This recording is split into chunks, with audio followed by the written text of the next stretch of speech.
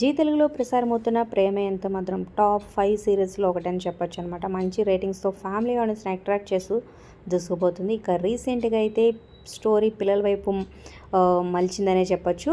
So కొత్త character ఎంట్రీతో ఈ చిన్నపిల్లలు అసూయగా ఫీల్ అవ్వడం, సో కొత్త ట్విస్ట్లు అయితే రాబోతున్నాయి. మరి ఈ సీరియల్ మీకు ఎలా అనిపిస్తుంది? ప్రెజెంట్ ఎపిసోడ్స్ మీ ఫేవరెట్ ఎవరనేది కింద కామెంట్స్ రూపంలో తప్పకుండా తెలియచేయండి.